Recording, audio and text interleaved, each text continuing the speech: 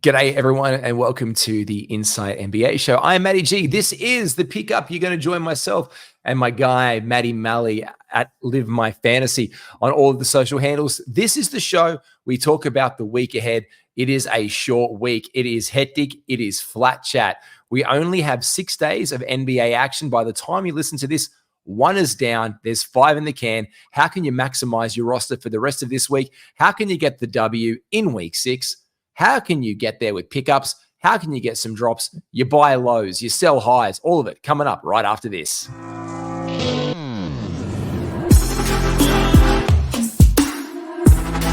Welcome to the Ultimate Super Coach and Fantasy Sports Show. You are now listening to the Insight Fantasy Sports Podcast. Yes, you're definitely not listening to our ASMR video from last week where we said very good things about Jonas Valanciunas and how much you like rebounds, you dirty, dirty fantasy player. Malley, how are you?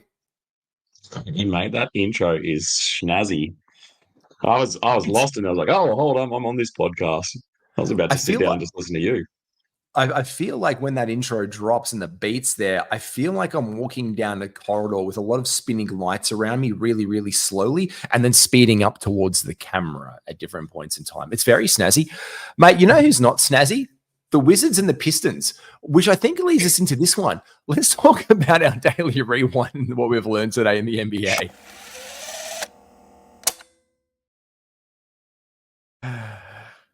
Yeah, both of those teams are shit, but the Wizards were the less shit team today. Yeah, I was just thinking then, imagine losing to the Wizards. And then I was like, imagine losing to Detroit. And I'm like, well, someone had to lose.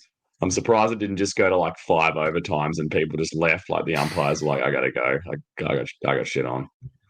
I'm just this guy. You guys shouldn't even be here today. Like you shouldn't have been here today. I think the big takeaways that we've got here is Isaiah Livers is back getting some minutes. The Kevin Knox didn't play, obviously, with the Sasa, like all these guys. Like I just look around and it's just a shit show, generally speaking, in Detroit with the ins and outs. But I'm going to toot my own horn.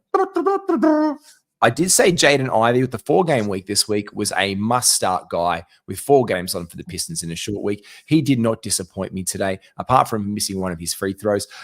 500 from the field still for him, 7 rebounds, 7 assists, 1 steal, 1 block, 15 points, and 2 threes. I love that from Jaden Ivey. And my big shout right now is if he is still in your league on your wire, you need to be picking up Jaden Ivey this short week. Yeah, I agree. And it was nice to see Jalen Duren put up a nice little line. He had a bit of foul trouble, but they got him back out there and he looked great as well. The 5 blocks is a bit out of the ordinary for him. That's not really his game, but I guess when you're playing the Wizards, magical things happen.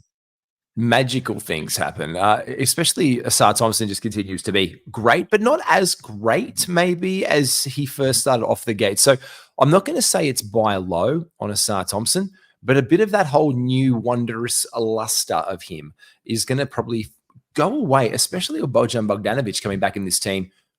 Does he start? Does he not start? Do we not know? Just keep your eyes. I think the lesson we can learn from this is watch Detroit. They're shit. They're not going anywhere. Cade Cunningham continues to do good things like 26 points, check, 7 assists, 5 rebounds, a steal, perfect from the free throw line. But they're not going anywhere fast. And if Bojan comes back into this lineup, if they move Thompson because they already suck and they're like, we're going to mix it up and Monty Williams does some mysterious thing, he can move in mysterious ways. It reminds me of that great NXS song. If Asar goes to the bench, maybe there's a short window of buy low on him. So I'm going to say that one. How's Jordan Poole going for you, Malley? Oh, mate, I trained him ages ago. You can ask Matty O'Brien how he's going.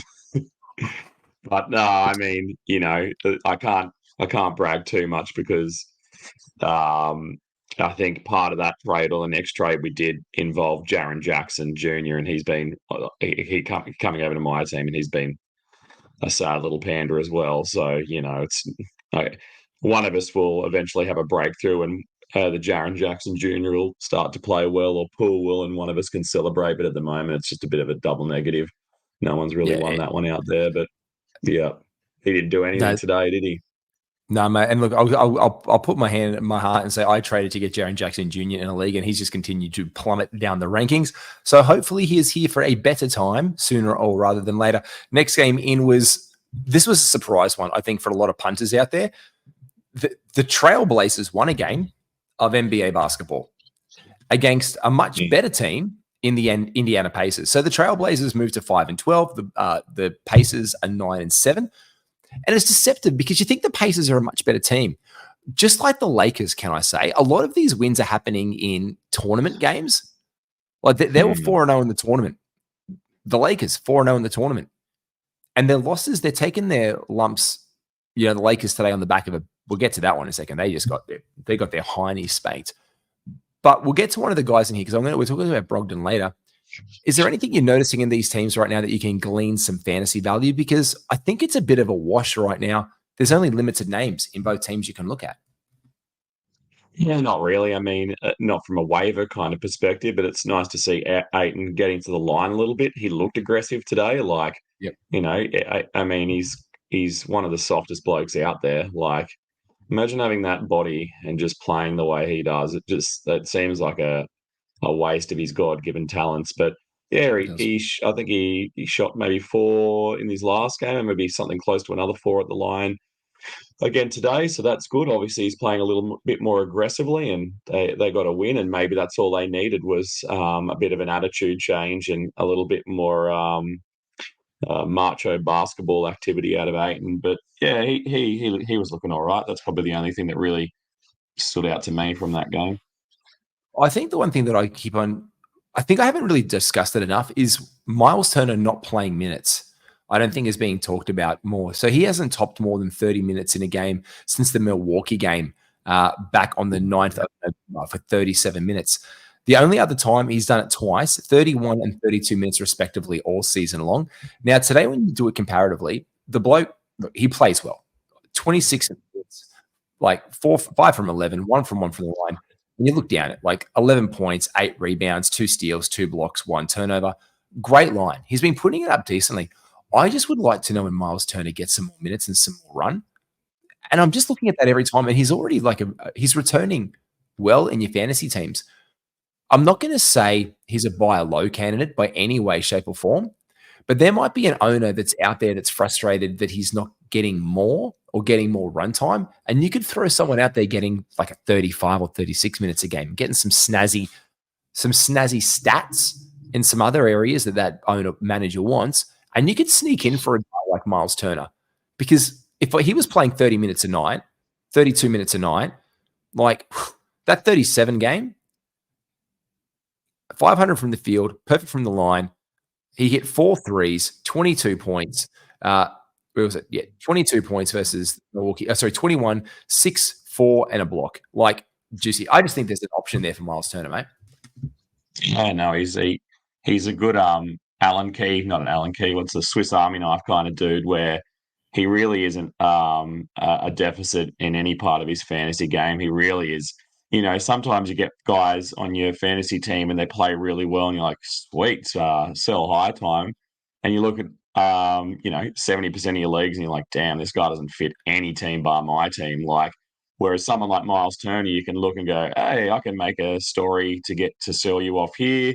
I can make a story to this person. Like he does a lot of things that traditional centers don't do, like shoot well at the line and put up threes. So, yeah, I think he's a good guy to be I don't know. I know you're not selling him as a sell high candidate, but he is a guy that fits well on most teams. 100%. Let's talk about a guy, 2 teams today who would most of these guys, if you look at your roster, you'd take a lot of their players. The Lakers going down to the Philadelphia 76ers, who are continuing to roll in the East. Malley, talk us through your thoughts on this game, because like this is LeBron's one of his greatest losses of all time in NBA basketball. But mate, 2 dismal quarters and 2 competitive quarters in this game. Like the Lakers just don't know how to string together 4 quarters of basketball. Yeah, I mean, and they've got people coming in and going out of their lineups too. Like it's a bad time for them. So just like there's got to start to be more conversation, I think, about the duo in the set in Philadelphia, like those boys are so good. Like you just look at Embiid today, like this is another, I don't know, it's another tick in a box for him when it comes to trying to line up another MVP award, just doing this much damage to a team like the Lakers, where even though, you know, their depth was a bit shoddy and they had people coming in and out of their starting lineup, they had Davis and they had and LeBron out there. Like they didn't have an excuse for the pound down that they got. But yeah, he looks very impressive. I think he was pretty close to a triple double today, wasn't he? Triple double today, yeah. 11 rebounds, 11 assists. Like the man just put it on, mate. It was a trips, and just Maxey continues to be elite this season. Look, he's been up and down. There was a little bit of a buy low on that one. The most curious thing that I was is they just let them cook. D'Anthony Melton only took 6 shots, and they were all threes today, which I thought was a really curious way with how they attacked that team. Like he was really just out there for the classic defense. Marcus Morris Sr. getting these minutes. Mate, Mozza, 16 points and barely anything else. He got 1 rebound in a steal, 6 from 8, 4 from 5 for deep. Patrick Beverley, revenge game. If you look down this one, Patrick Beverley rolled out there for 24 minutes, 4 from 8 from deep. Obviously, he just gets fired up every single time that he sees them. Your favorite, Austin Reeves, 29 minutes. He was like, we played like shit. They did not play well. There's nothing really to learn here, but there's guys coming in, as you said, in and out of the Lakers roster. And you can't really do anything about that. But something you can do work on and we can really focus in on is the Pelicans. Because this week, I think a lot of our value is going out of guys like Hawkins and McDaniel and Dyson Daniels, because CJ McCollum is expected back this week, which is great news for them. Yeah, great news for him too. It's nice to be able to breathe without your lungs collapsing or whatever nonsense he's had to put up with several times in his professional career now. But yeah, they look like they're moving through pretty well. And the guys who've come in like Hawkins and Dyson Daniels have done a serviceable job in an NBA stance, and they've done as well in a fantasy stance too. You know, like I know everybody, I think, hopefully understood what they were getting into when they picked those guys up, that they're there for a quick, powerful time and not really there for a long-term situation as far as fantasy goes. But yeah, like Zion's looking good, and I'm always worried about sleepy eyes. I'm just worried that he's going to hurt himself or something again, Ingram. But yeah, I just wince. He's not even on my team this year, and I still wince when he does anything. I'm like, oh, he's going to snap. But he hasn't in this nice little run, so good on him. Yeah, and look, I'm someone who traded away Zion at the beginning of the season when he showed a couple flashes, and I was like, okay, cool. Let's see if this could be sustained. I got some value back on him. What I thought I was, Jaren Jackson Jr. was involved in that trade. And now I look at this and I'm like, I just wanted to buoy my free throw percentage. But when Zion hits 7 from 9, I'm okay. I'm like, all right, fair enough. But I don't know how long always get the feeling. Yeah, go on. I don't know. I think you're about to ask me that question, because I guarantee you that was exactly what I was about to say. I was just going to say, don't you just feel like this team's always on the edge of like a cataclysmic explosion? Like the guys who have been out there are guys who we know have massive injury paths, like McCollum. This is a reoccurring injury. Zion, he started, driving more than he was in those down times when you sold him off. Brandon Ingram always looks like he's about to get hurt. Trey Jones, he's obviously hasn't been able to come back yet, and he's getting towards the end of his timetable for return. Yeah, Trey Murphy's on his way back in the next week. So Trey Murphy could be back in the next week or so. So a lot of this where there's Herb Jones, he goes out. Daniels is out of the starting lineup like that. Like maybe they bring in Trey Murphy the third, not the second one, just to be clear with our Murphys. When Murph comes back, when Murph comes back, he'll slide into that small forward role. They've been the organization has been very forward with saying he will have a predominant role in our offense and defense with what we do. You know that's going to impact Herbie. Daniels is going to go back to the bench, and then there's that stockpile of talent that they've got there. And if they're all playing well and healthy, Valanciunas takes a hit. Where do the touches go? Where do the looks go? Like it's there for a time. And when we talk about that, it's the same thing in the Jazz right now. Like Larry Markin hasn't played the last couple games. So people are being buoyed right now. Now, Utah has a 4-game week this week. So to cap the last one off, the Jazz did beat the Pelicans today. Without that, Yurtseven obviously started at the center. But I'm very happy to see Walker Kessler come back and go for 26 minutes, go 7 from 9 in the field. Yeah, he missed my free throw. And I had him stashed in IR. I didn't activate him today. I wanted to get Denny Advia's stats out there because I just wanted some threes and some like I just wanted an all-round kind of game. I thought maybe Kessler comes back and gets me a couple blocks, and that's all I'm missing out. But I don't want to hurt my free throw percentage early in the week. And if Danny can knock down a couple, great. So I ran with that. And I'm going to probably have to bench him. But Kessler back for 26 minutes in second game, 8 rebounds, 3 assists, 2 blocks, 7 from 9 from the field, 14 points. Malley, you love to see it. Good on him. And anyone who's got him should be happy. They've been patient, and hopefully this is a a sign of things to come for him. We'll see how he goes. I just like to also Keontay George has been, I guess, one of the hottest names in fantasy for a little while. Like, what do we do with Keontay George? What do we do with Keontay George? And a lot of people picked him up. Some people left him on the waiver wire. He's still around there in some leagues. In fact, in Yahoo, he's rostered 47% of leagues. So he's widely available out there in 10, 12-team leagues. Some 12-team leagues, definitely probably not your 14-team league. But if you're in a 14 or a 16-teamer, please just search in your toolbar right now, Keontay George, because he's put together 3 decent games after everyone being like, oh, he's just a stream for assists. Well, that's cool. He actually has played, by what I'm looking at, 5 of his last 7 have been better quality games, apart from when everyone was hot on him. And these averages have gone up. So 15 points. And I'm just going to talk points leagues. 15, 15, 7, 9, but 16, 15, and 19. Now, the percentages the whole time are woeful, but the threes, the shots coming along. Today, 3. Last game, 4. Game before, 3. So his shot's starting to go in. The assists are there. The steals, they're trickling in, but he's also doing this without Lowry marking it. So what can we make of this? Well, the game with Lowry when he was out was okay. If they're going to get that connection, you could probably slip in the radar right now and pick him up and ride him through to the end of the season if you're in a 14-teamer. So, yeah, definitely keep an eye on Keontay George. I picked him up. He looks great. He got a highlight dunk today, which always starts to trickle into fantasy where people go, hey, who's this bloke? But, his assists have been down, ironically, the last few days, so he probably hasn't been a stream for assists. But as the assists have gone down, they've let him take more shots. As you said, they don't necessarily go in. But, he's young.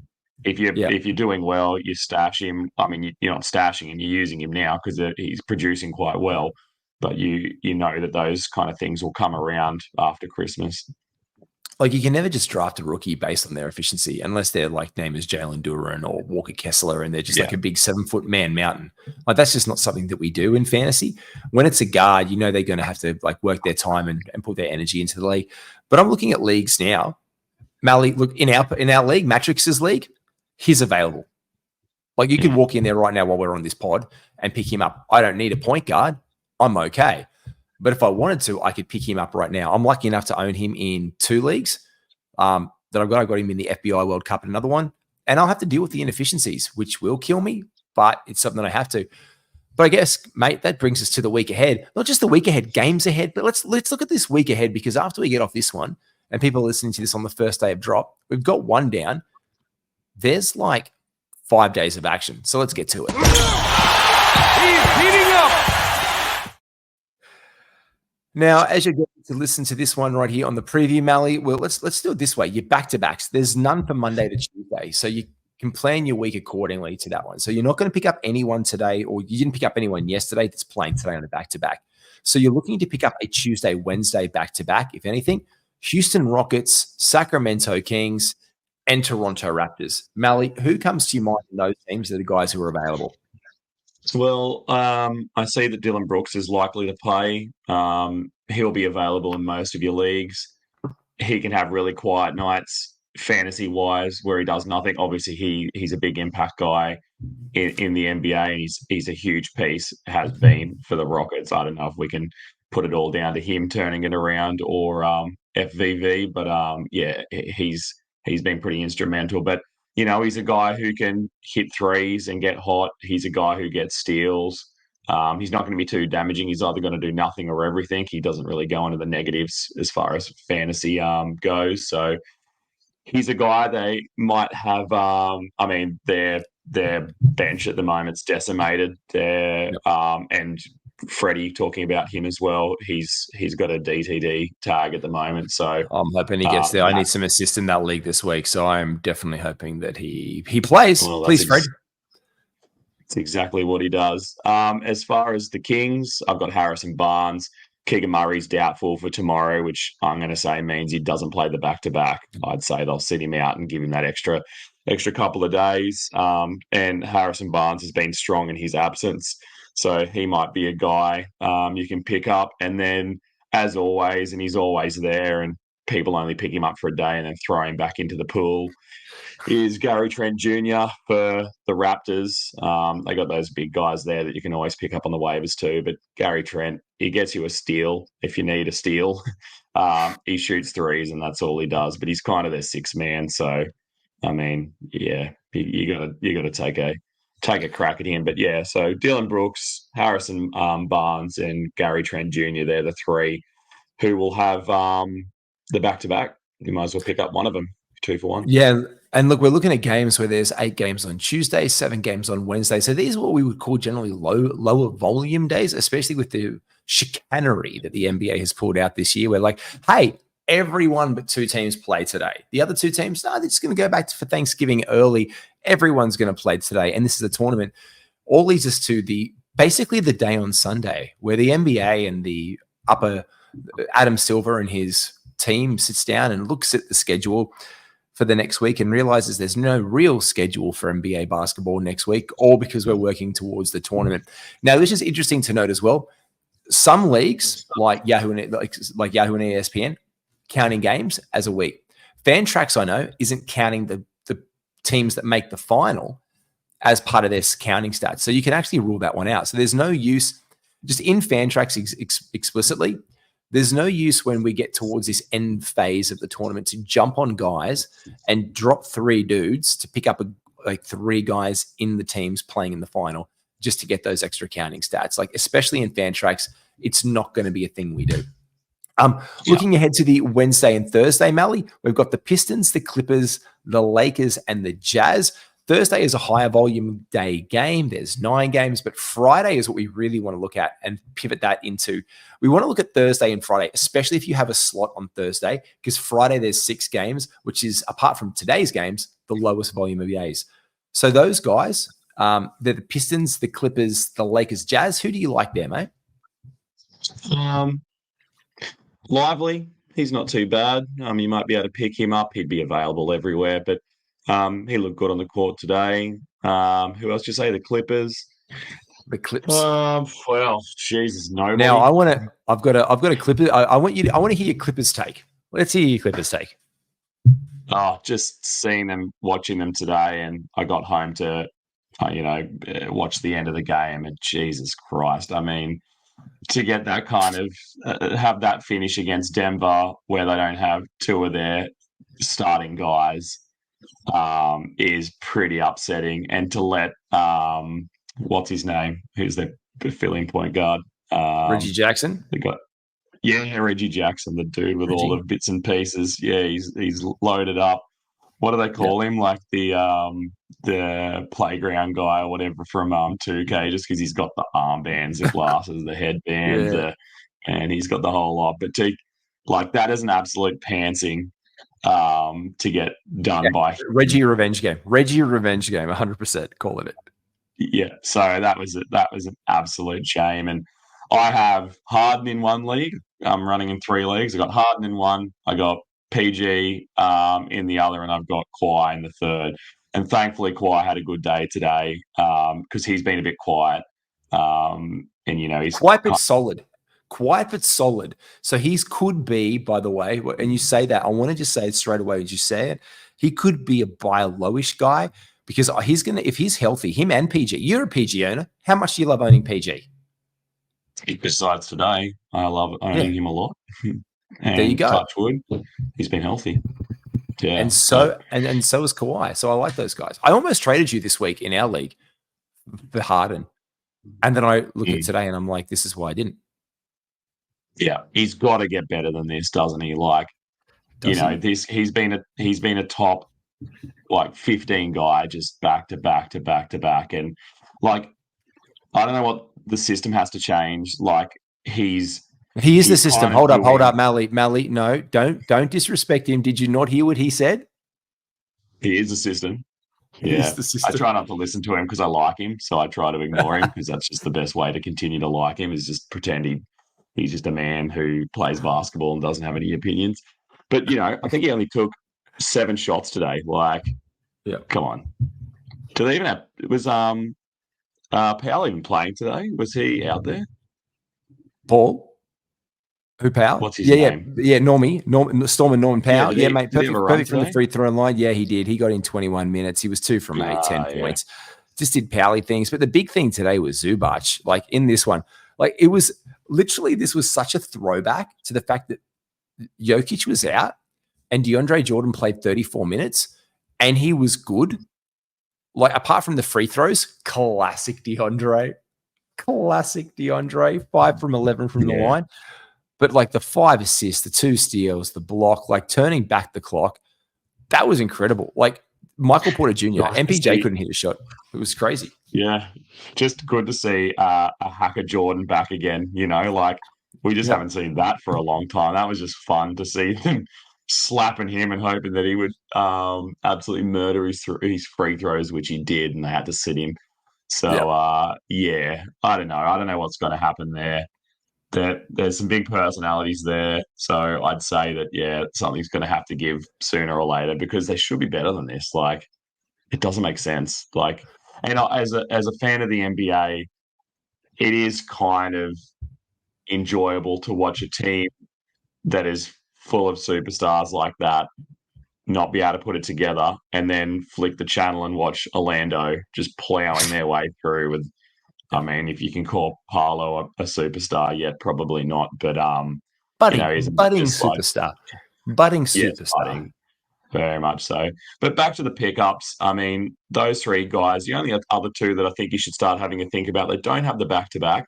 But DeAndre Hunter at the moment, with Jalen Johnson out, they seem to be giving him some more shots. He obviously isn't as good as Jalen Johnson, and probably never will be. But for this next 4 weeks while Jalen's out, that's probably a longer term hold.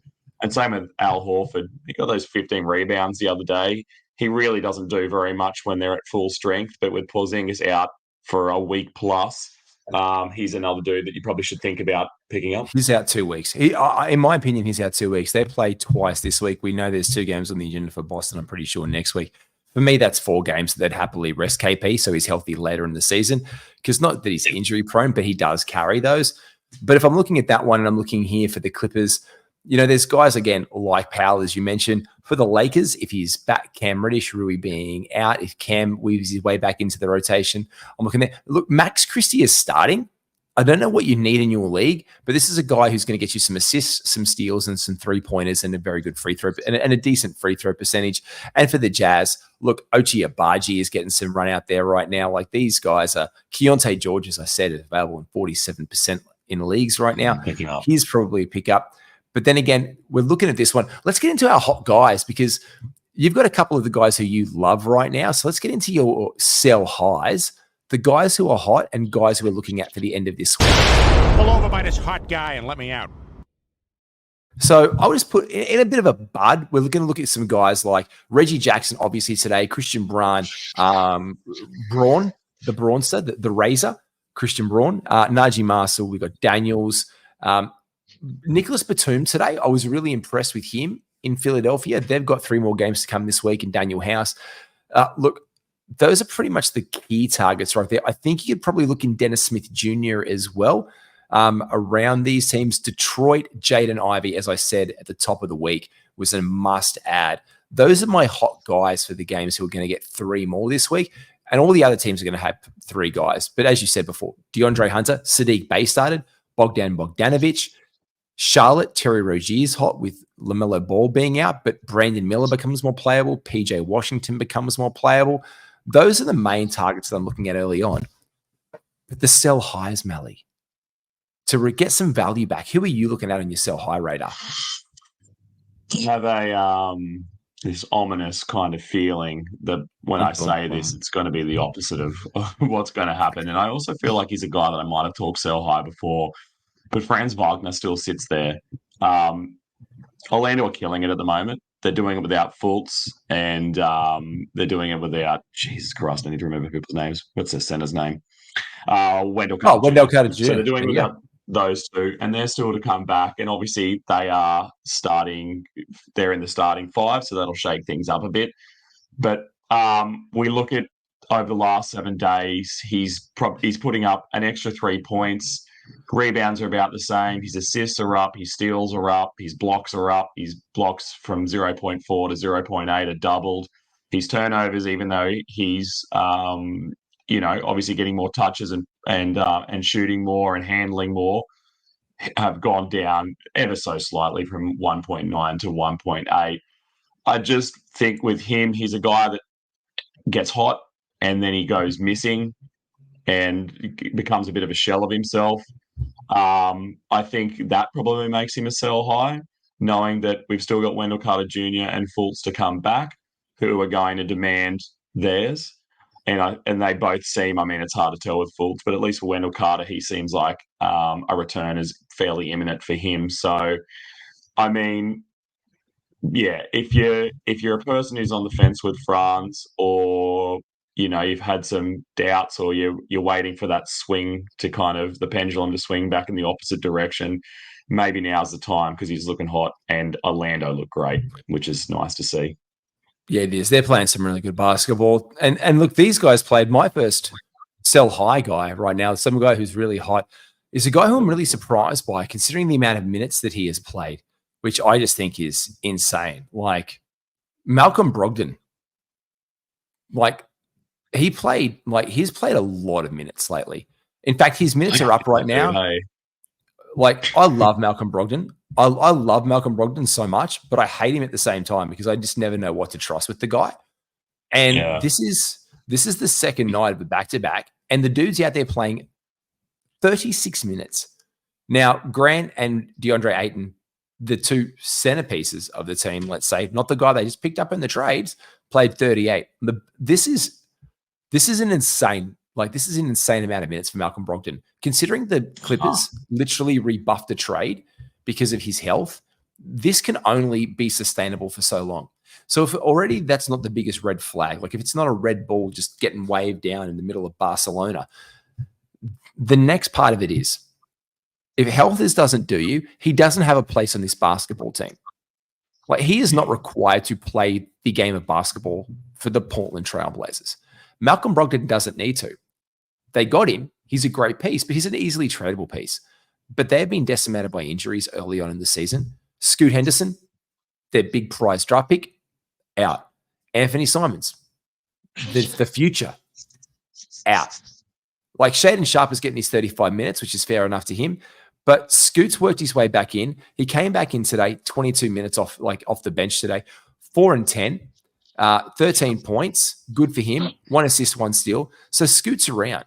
But it's only a matter of time before he's given the keys to the kingdom back, which is great to see Scoot Henderson back in. You know what I mean? Like, that's great to see Scoot. But it's when he's not long to be like the guy everywhere. He's come back in the last 3 games, 17 minutes, 27 minutes, 21 minutes. And this is the interesting thing. Scoot Henderson is available in 58% of Yahoo leagues, which tells me that he's around there right now. He's probably available in a 10 team. So sell Brogdon high right now. See if Scoot Henderson is available in your league and just make a tactical pivot. Get a return, because obviously Scoot's going to just be like, here you go, Scooty, go for it. Just go nuts. And he's shown some flashes the last couple of games. So, yeah, I'm thinking Brogdon is one of the highs. Who's your second one for the week, mate? Just thinking about Brogdon, I can't stop smiling because I feel like he is a rental Daihatsu. Like, the company that has him know that people are out there just flogging the tits off him. Like, They know there's no resale value in him. They know that he's a hard little worker and he's going to get you there. But, like, oh, man, you just sit there and it brings a tear to your eye just watching them. They're like, reminds me of that episode of The Simpsons where the Hamburglar guy's Yep. beating the piss out of that guy, and they're like, "Stop! He's already dead." Like, oh man, it hurts because He's been a top 75 player for the last week, and I look at that and I'm like, I love that for Brogdon, but it's not. I want it to be sustainable. It's like there's certain things. I'm not going to lie. My wife just walked in the room, and I look at my wife, and I think there's certain things that I'd love, but they're not sustainable.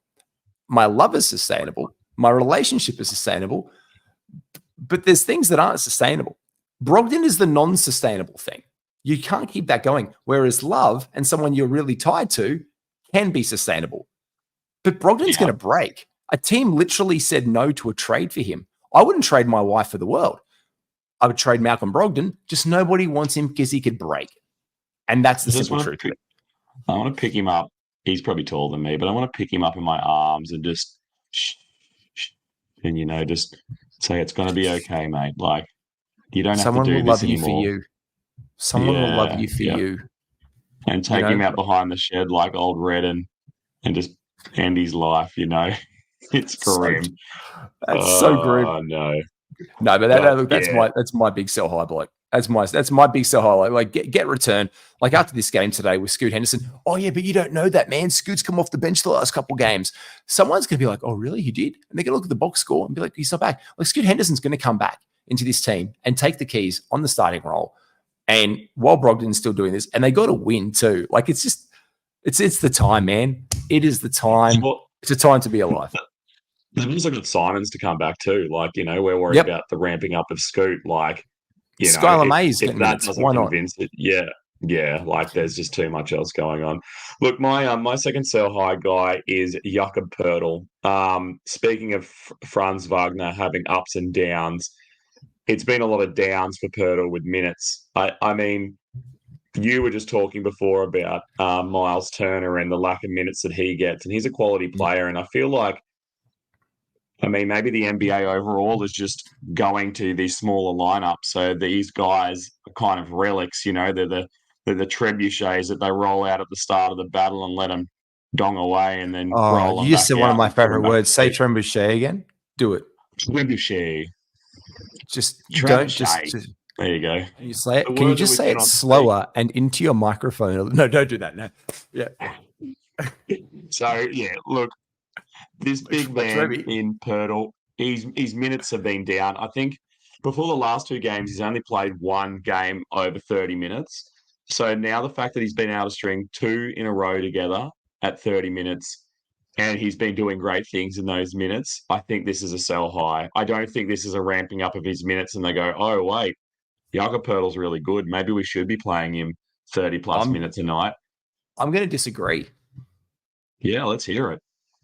I'm going to disagree with you because I think he's come into this team. I think Darko is a European coach, and you and I have both been coached in basketball to pretty decent levels, and we know the different styles of a lot of different guys.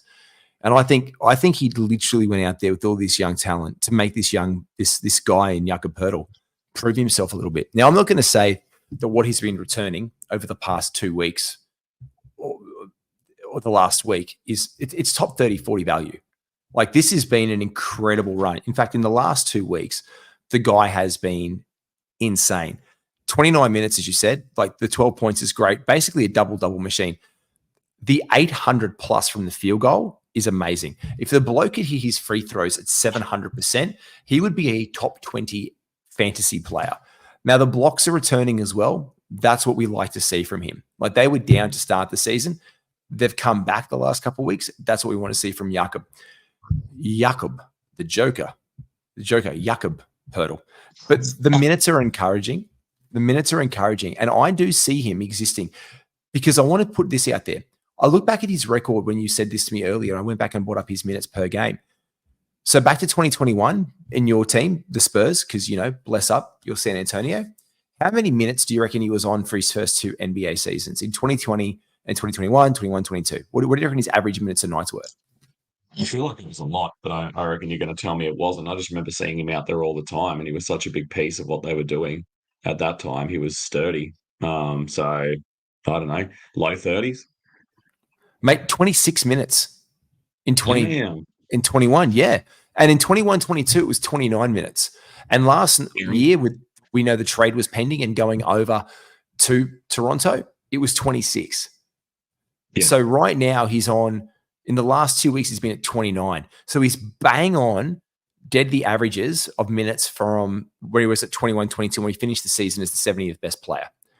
But in that time, he was on 13 points in 21-22. He's on 13 points now. This season, he's on basically the identical amount of rebounds. He's on more assists slightly. He's on more steals this time than previously, and his blocks are slightly down. His field goal percentage is right up, though, and he still can't shoot a free throw to save his fucking life. So for me, this is where I'm thinking, like, actually, I think this could be sustainable because this is who he was 2 years ago and given this role. There's like Boucher is there waiting in the wings, maybe, but I don't see they don't need to do anything there. I think this could be sustainable. Only when I look back at it historically, I'm like, actually, this guy, even in 26 and a half minutes, can return like top 75 value. So I think this is where if you think it's a time to like sell high on him, like just make sure that you like 75 is my rule of thumb for this one. Don't be like jumping too high over the game because I think there's a chance there. Yeah, I think one of his biggest weapons too, and it was when he was wrapping up with the Spurs, is he's such a good playmaker. Like he can pass the ball and they can put it into his hands. And I mean, he kind of was putting up, he was putting up essentially the line that Jalen Duren put up today, 5 blocks, four steals. But unfortunately, he's on a team where they have 3 pretend point guards in Siakam, in Barnes, and in, Dennis Schroeder. So he just really doesn't get a chance to flex that. And I don't think they're going to move him. But it just kind of makes you think, doesn't it? Like for the future, he's just a guy to think about. And if he lands somewhere else and gets back into a San Antonio-like state where he can, move the ball and, they can create plays off of him, it's kind of exciting. But yeah. Yeah, talking about but he's not a strong one. He's not but I do like that you can because there's someone who's going to be gagging for those kind of stats that he puts up there. They're gaudy. Like that, if someone is right now like struggling with field goal percentage, they're going to see what he does, especially, and be like, oh, yeah, I can fucking do that. And the thing is this one, we always want to keep in mind, like we talk about volume of free throw shots. So if he only takes 2 or 3 a game and he's not very good at them, well, that's okay. But if you've got a guy who takes 10 free throws a game or 7 free throws a game and they hit all of them and you put those two cumulative averages together, therefore your team, your player shoots 70%, 700%. It buoys it. So you've got to make sure that you've got a strong free throw percentage to absorb that. And that could really, generally with guards, maybe absorb that from your build. That's how I look at it. Because your guards are probably going to have a lower field goal percentage. He'll buoy that up because of what he does, not to the same volume as an elite guard, but he does do volume shooting and he does volume good, like plus 800. Like that's league leading. But that reminds me to ice cold, guys. Let's get into our buy low. This is the artist formerly known as OG Anunoby. I would like to formally say that I'm disappointed with him in my teams this season so far, and therefore I know it operates on the buy low option. Why? Because I had a trade in one of my leagues for him, and I looked at it for more seconds than I should. OG has been well down. He has been outside the top 100 this season, which is not where you got him in return. I don't know if this is going to keep up. To be fair, he hasn't been good. His free throw percentage for me is the big glaring issue. His free throw percentage this year is 600. This is a career guy who is plus 750.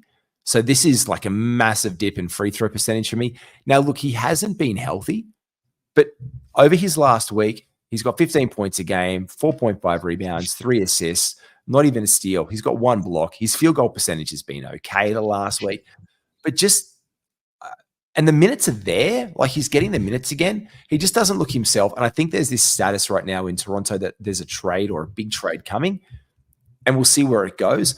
And if that's the case, and OG and Pascal are those guys who get out of town, if that is the case, well, great. we all know what. Look, let's be honest. Let's be humans for a second. Not basketball analysts, not listeners, whatever. Remember that time that you really felt bad in your job security, Malley? Do you feel like when you felt your job was threatened, how happy did you feel going to work every single day? Yeah, I mean, you're right. I guess it's kind of maketh the man, doesn't it? Because you can really go two ways. You can go, I'm going to power through this and show them that they're wrong. Or you can go the other way and go, well, stuff them. Like, if this is how they feel about me, I'll just do what I want. But yeah, And he's hard to young. tell. Yeah. The guys, he's definitely going to be in his bonnet. He's got a bee in his bonnet. He's young. He hasn't been in the league for that long, and he's coming off a decent season last year and not going so great this year, to be honest. And when we look at him last year being like a top 30 player, top 40 player in the NBA, to see where he's doing now, it doesn't stack up. No, I don't think this is going to go on for a long time. I think it's still early in the NBA season, but OG Anunoby is 100% a buy low for me right now because there's something going on there. Like he just can't get out of this funk that he's in. But when he does, he'll be great. So I think it's worth a shot just getting some feelers out there because if I'm thinking about it as a OG believer, well, there's someone out there who's not as strong as a believer. We'll take him. I mean, even when he isn't injured, he has to go home and fake injuries, like cutting himself with his vegetable knife just to make an injury. He's like, damn, I didn't get hurt today. What have I got? Yep, that'll do. I got some potatoes and a peeler. Boom, boom, boom. Yeah. Oh, it happened again. Yeah. As he's making his baked beans and cheese jaffle because he's a poor man. What's that guy even doing in the kitchen anyway? I didn't even know what room of the house that was, would he? Get a personal chef, OG, man. Who's your first one? Let me go with he's a buy low, but I wouldn't say he's ice cold. And that's Terry Rozier. He's only just come back from his injury, but he played 37 bonkers minutes. Speaking of Daihatsus, man, they just absolutely worked this guy too, little body. Little scary Terry. He's come back and he walks in down the tunnel ready to play, and Melo gives him the nod and walks back because it's his turn to have an injury. As they kind of did last year. This is very reminiscent of last season where they just all the deja vu. Yeah, I don't know how many minutes they played together, but look, the reason I think he's a buy low is I think he's about to light it up. I think that without Melo, he's gonna be the guy again. He seems to play really well, even better when he's not with Melo. I know he struggled last year in points where they really forced him to be the point guard, but I think in a lot of the games that we saw, they just give him all the shots. His field goal percentage is probably going to be damaged because of it. But this 37 minutes just coming straight back from an injury. The other reason why I think that you could probably make that buy low argument too is you can start reminding people now of the fact that Charlotte's playoff berth for fantasy is pretty shocking. So, if you're trying to grease the wheels a little bit and get your buy low purchase over the line, maybe that's something you need to start reminding the owner of Terry Rozier about. But yeah, I just think that he's probably about to go gangbusters just without Melo there. So maybe it's worth picking him up now and juicing him for all he's worth, and then maybe when Melo comes back again and things settle and, you realize you're the guy who's holding him for his poor play, you can, pawn him off to someone else. But I think Terry Rozier is probably that buy low guy. Look, I'm gonna, I think you've got that. I think right now with the Melo thing, it's a little bit of a state of flux right now. I do like it. He's definitely a target. You could probably just pull some sneaky shit out, especially if he disappoints a lot with Melo out.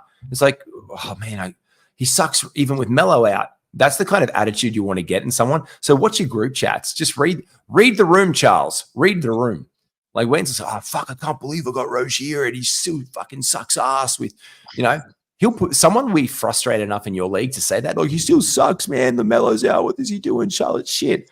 Oh, really? Hello, step into my office, baby. And that's where you make your move. You just read the room on that one. One guy who's also a little bit that way is Vooch. My next buy low was Nikola Vucevic. he's had a couple of really down games, like struggling to get the double-doubles that we all know and love from him. Chicago was a woeful organization. Vooch, hello. Potential trade target, not so much. Like, he's not going to be, like, in Chicago, they've just re-upped him. Like, and we're all hearing the rumors out there that they're going to move off DeMar DeRozan, Zach LaVine, and Caruso and Patty Williams. I'm not hearing a lot of Vooch talk. So everyone else seems to be in a state of flux. I think the only two people who are safe with their jobs right now, not safe with their jobs, but the two people who I know will be possibly still in the team of Chicago after trade deadlines are Kobe White and Nikola Vucevic. You know, like, it just seems like there's this state of flux in Chicago right now. So he's played a couple of down games, but the minutes there for the guy. Like, this is a guy who is historically better than this. And in the last month, he's been a top 60, top 70 player. But like, in the last couple of weeks, he's been pretty average, like 34 minutes, 13 points a game. He's not up to his double-double standards. His field goal efficiency's down. His free throw percentage is there, but the field goal percentage at 400 for the last couple of weeks, like 420. That's not good for Vooch. You know, he doesn't stretch the floor like he used to, although I'm pretty sure he wishes he could. But this is a playmaking big man. He's good. Like, the guy can make reads and plays. So I just think there's this thing. If he has another couple of stinking games where he doesn't get that double-double that his owners know and love and drafted him for, and if you're listening to this right now and you're a Nikola Vucevic owner, when you were drafting him, you know you're going to be like, well, there's a double-double, draft. Where he fell to you like, there's 10 rebounds and 15 points, draft. Like, that's kind of the autopilot draft mode you go on, because he's like a safe, dependable guy. But he hasn't been safe and dependable. They're on a losing skid of 4 games right now. Chicago is shit. They are one of, like, just, I don't know if they're going to go belly up tank. They just seem incompetent and incapable of making a professional decision about where they want the future of their organization to go. So Vooch would be me. What's your last one to touch on before we wrap up, mate? Isn't it funny that, like, the Chicago Bulls are a real life buy low? Like, real life buy low. That whole Reinsdorf isn't selling, but I have a packet of chips from Aldi in my cupboard that I'd throw in for them right now. He might consider it. It might be on the cards. Look, the other buy low I have, and I don't think there's going to be a lot of opportunities to buy low on this man this year. It's Donovan Mitchell. He hasn't really started to bring the Donovan Mitchell that we know and love in Cleveland back after his 4-game absence. Mm-hmm. These first 2 games came back. He's played the minutes, but the output has been kind of underwhelming. I was trying to think of, like, who you could have to try and work a buy low for Donovan Mitchell. The first guy that came to my mind, just to give it a bit of a real, like, you know, give it some, you know, like, validity, is like a Kyrie Irving. You know, like, someone who clearly, in my mind, is not a Donovan Mitchell, but has been playing solidly. He's clearly the second option there and will be in Dallas this season. He hasn't said anything silly or, like, disrespected an entire race of people or religious sect, which is good for him. I think they might have changed whatever he's burning in his sages, so that's good. But, like, I just think that if it's not the Mary Jane, Kyrie, is that Mary Jane? Yeah, poor old uncle. Uncle Drew over here, Kyrie. I just thought something like that might be a guy that you throw at the Donovan Mitchell owner. You can, again, paint a good story around and talk about this. You know, we're back to seeing a Kyrie who his biggest downfall in fantasy and in real basketball was his own personality, which he seems to have in check at the moment. They might have done a lobotomy or something on the dude and kept the part in his brain that makes him good at basketball, but taken the part out that makes him a jerk. Like, the guy is, I'm going, I see that with Don. And the fact is that he's still first round value on the season after these last 4 games is a credit to how incredible Donovan Mitchell has been this season. Like, I said this, I think, to Malley the other night. I not Malley, to Matty O, like, to Matrix.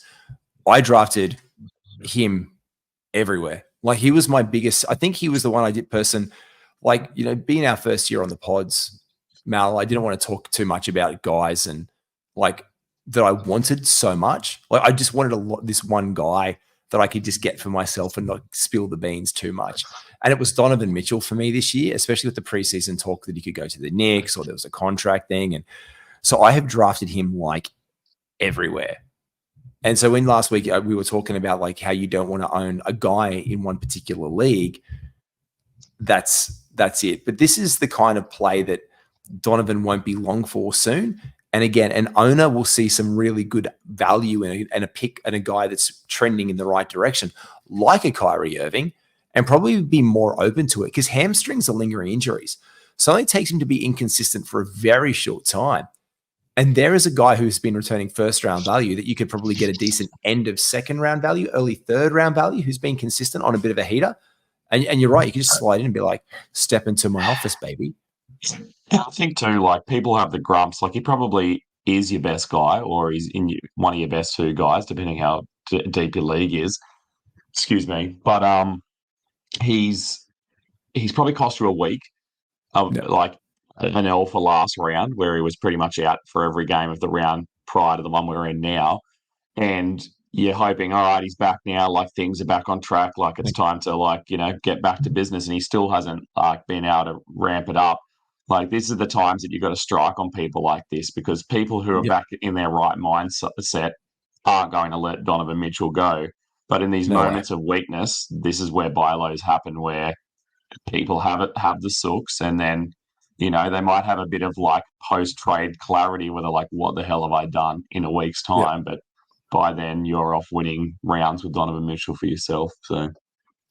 Well, you make fantasy magic while the sun shines, and you make sure you like and subscribe to all things Insight Podcast Network. You can follow us at Insight F Sports on all of the things. Like and subscribe. Give us 5 stars. Leave it just a positively glowing review. Talk about Malley's mustache. Talk about my lack of just pure mustache, and that I should ditch the beard and join him on that one, and that Malley needs to wear his hat next week because he didn't do his hair for the podcast. All of those things that you can do. You beautiful man. Thank you so much, Malley. Have a great night, my man. You too. See you, buddy. We are done here. Take care, everyone. This has been an Insight NBA podcast. We'll see you soon.